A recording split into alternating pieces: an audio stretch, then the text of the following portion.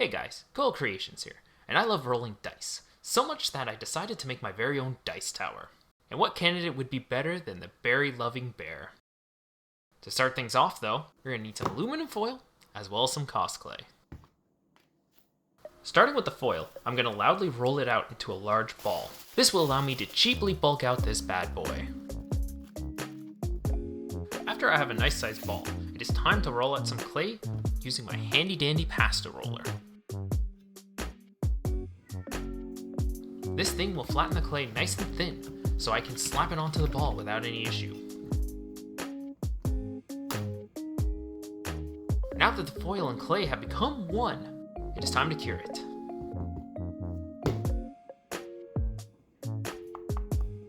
After the clay has cured, it is time to remove the foil using some pliers.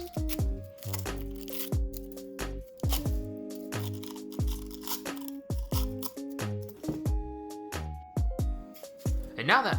oh, I should probably clean that up first. Now that the clay is hollowed out, it's time to cut a hole from the top that's big enough for a D20 to fit through. I first tried to drill it, however... I then decided to use a knife to cut the rest of the clay out. Now, if I was using a more firmer clay, the drill would have worked perfectly. However, Cos clay is a lot softer and more flexible, which doesn't really work well for drilling. Do, please don't cut like me. I decided to cut Snorlax's body in half. This is so I could get the ramps from the die in. However, this ended up being a bit of a waste of a time since that's not what I ended up doing in the end. I left it in the video though so you guys could laugh at me about how dumb I was. Now that I have the general shape done, it is time to add some detail. Starting with Snorlax moves. I wanted the moves to be nice and large since Snorlax is a fat lazy bear who spends most of his days eating and sleeping in the most inconvenient locations. I'll bulk up the belly further, making sure to capture that blob energy. Now, while I'm smoothing everything out, why don't you guys smooth out that like and subscribe button? Oh god, that's cringe. And leave a comment telling me your favorite Pokemon. Anyways, once I've gotten everything smoothed out, it is time to move on to the feet and arms. Snorlax doesn't really need legs due to how little he moves. However, in order to shovel berries into its food hole, he will need some slightly less stubby arms. They're still kind of stubby. Making the head off screen, I will map out the mouth before baking. While the head is baking, I will take some pre-made claws I baked beforehand. These were made using some translucent Cos clay. I wasn't a fan of this stuff when I was making the skyfish wings. However, this stuff makes for some awesome claws and nails.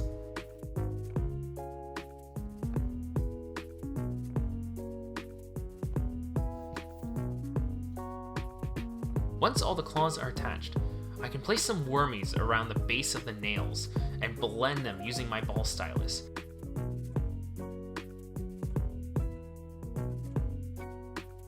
Snorlax is comprised of mostly berries and various junk foods given by trainers. Because of this, I'll add lines around his joints to show the bendings of its sausage-like arms. Moving on to the back, I will add some clay to bulk it out, to make sure he's more structurally stable when I remove his bum. That's right, I'm removing his bum. For the dice to come out, I will need a large exit hole, which of course, had to go to the lower back end. Once I have a hole big enough for a D20, I can finally check on that head to see if it's done baking. Taking my newly baked head, I will hollow it out similarly to how I did the body, then carefully cutting out a hole for the mouth. Once I have the mouth cut out, I can work on giving Snorlax his ears? Or maybe they're horns? I'm honestly not sure what to call them. I'm gonna guess they're ears. Anyways, I'll make a citrus berry off camera for him to hold in a mid-chomp pose. While attaching the head to the body, I must tilt it upwards. This will ensure that his mouth is wide enough to fit any assortment of dice. Blending the head together, I will then add some nice juicy lips so that Snorlax's pearly whites can be held together in place.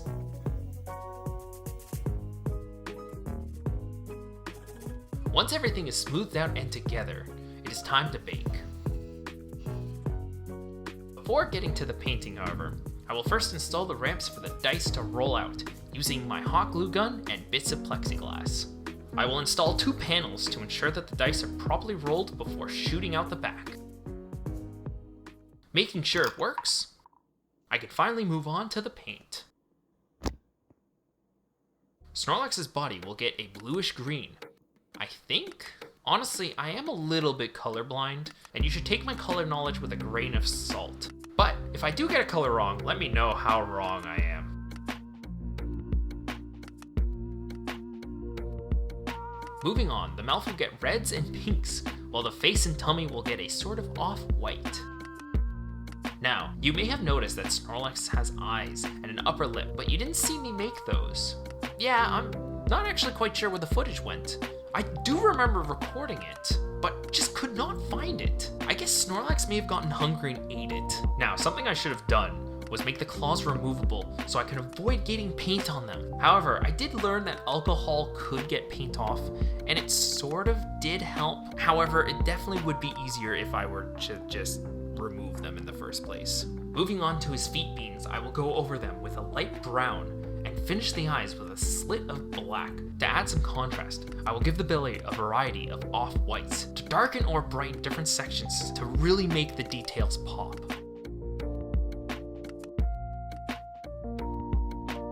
Finally, I can add the berries,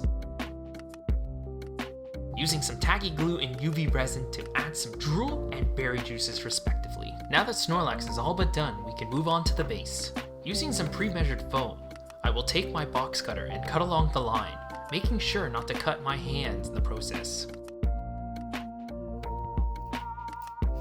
I will then take some sandpaper and sand the edges up, making sure to inhale all the airborne particles. To map out the dice tray section, I'll take my hobby knife and score where I want the opening to be. Using my various tools, I will then scoop out and shape the foam till I have the desired depth. To texture the base, I will roll out a ball of aluminum foil.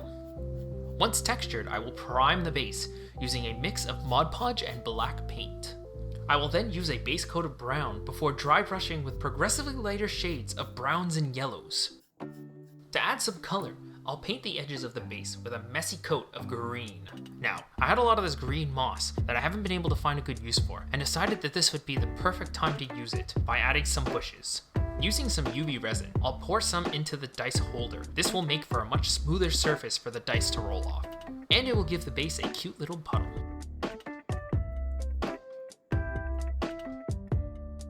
Finally, after the resin is cured, I can add a few more berries to the base, and we can move on to the glamour shots.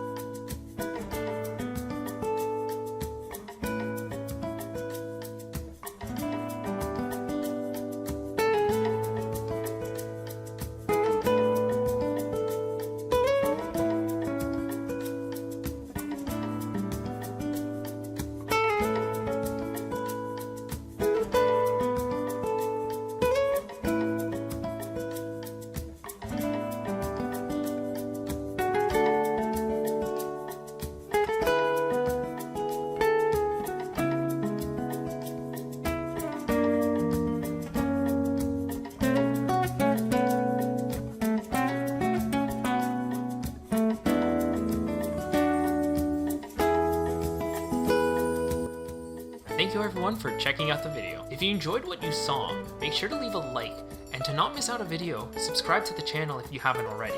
It'll help me a lot to make little videos like this. And with that all being said, have a great day, and to you all, coil down.